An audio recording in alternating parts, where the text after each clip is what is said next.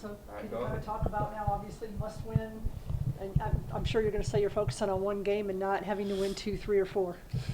Yeah, I mean, it was a competitive game, our first game with them, and they're playing well. They've won 4 straight at home, and they split in the mountains, beat Utah. So, they're a big team, and they can really rebound. So, just we have to be physical. We got to rebound the ball, and we just we got to get back on a winning vibe. And we had some careless turnovers. I thought that was probably a big part of it after watching it again, just with the Oregon game. So, but you're right. It's you're at the point now where we got to win every game we can. I was going to ask about the turnovers. Just you don't have enough margin for error offensively when you're given empty possessions. So, how do you what do you do from a coaching standpoint of that? Just get back to the basics and talk about just keeping the game simple and not we left our feet to pass and sometimes to the other team, and we just did some uncharacteristic things. I think we've been a better passing team in transition, and we really didn't make great decisions even in the transition game. And so we just you just hope it's a one-off situation and it's not like something that's going to continue, because that's not really what we've been. I think we're second in the conference in turnover margin, so we've done a good job in that category, and we're top 4 in assists. So we just got to keep doing those things and focus on that. It doesn't seem like you guys are getting as many easy points, the points off of the other opponent's turnovers in the last few games either. Yeah, I mean, we're trying to be active as we can be, and I thought we were pretty good defensively, especially in the first half. I mean, they should have had 24 at the half, and that would have been a really good start. They were in a better rhythm, and they were throwing it into Dante. I think when we went to the press, I think that helped us, create some turnovers and talk a little bit about, what you touched on. There have been times in the past when you went on really good runs in February or March and coming off of, maybe people not expecting that. Were there things that you took from those experiences that could help you with this experience? Every one of those teams is different, and I think sometimes the schedule has something to do with it. I thought, particularly last year, we had played a lot of hard games kind of in the middle, just how the COVID thing played out, and then we had a more favorable schedule to finish, and we were able to get hot and playing confidently. So, it's just a matter of trying to find our gear again and getting guys playing well, and on the road your margin for error is less, and we just gotta be ready for that. What is Stanford doing better than they were early that now they've all of a sudden put some wins together and beaten some good teams? Yeah, it's I think defensively they're very interchangeable. Their defense has improved, their field goal percentage defense, and the last several games they've been rebounding the ball, out rebounding their opponents, so they're utilizing their size, and so yeah, we got to make sure we're getting 5 on the backboard, and and Jones has been a guy that's hurt us in other games, and he's one of their best players, so we got to really focus on him as well. What's your sense of how just players are just emotionally right now? Coming off another loss and things not going as well as you hoped.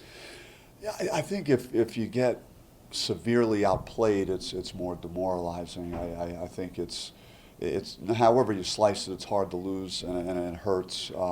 But when you play a pretty good game, and I thought outside of the stretch where they were able to get it to doubles in the second half, we had played a very good basketball game. So you just you focus in on the quality of play, and you remind them, hey, we're right there, and we keep playing like that. We're gonna win some games here. Go ahead. Obviously, the postseason, it doesn't look good. How do you get guys to focus on these instead of, the stress that comes with, okay, now we got to win the tournament? Yeah, I mean, I don't even think we're there yet. In terms of just our record is 16-8, and we're 7-6 now. We got 7 games left, and everyone's got to line up and play, no matter who we're playing. So, what do we do with these next 7?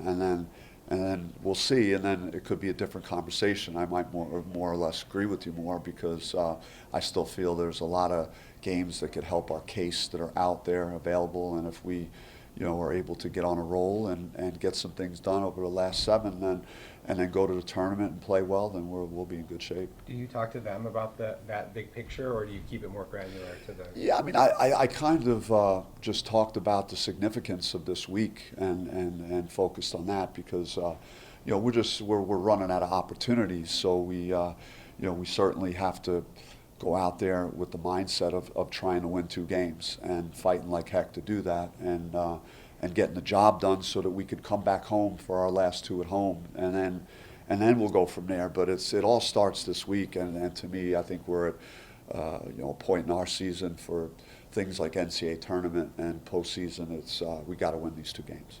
I'm doing something on Austin for Saturday. Okay. So obviously you look at what this kid's done as a true freshman, and even going to the Washington game where he's got to nail 3 free throws with literally no time on the clock. Yeah. It just seems like he's got that poise that's very uncharacteristic of most true freshmen.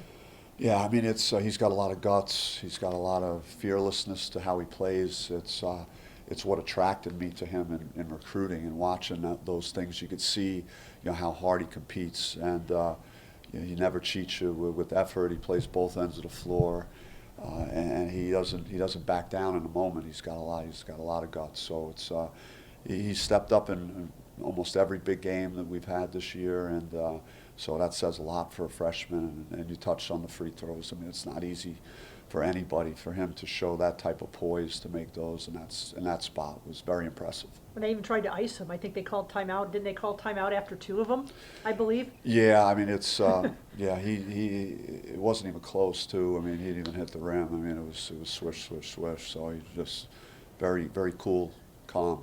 You said before that he's almost exceeded your expectations already for him. Yeah, I mean, he was a top 75 or 100 player, depending on which service had him. But you just I think he's certainly played better than that. You wouldn't expect his type of production from a freshman this early. So yeah, I mean, but it's a testament just to him and his family and how he's been raised and how he's been coached his whole life, and how big basketball and athletics is to the Nunez family. And so it's been fun having him, because he works his butt off every day, and he just plays to win, and you love guys at that position that kind of embody those characteristics.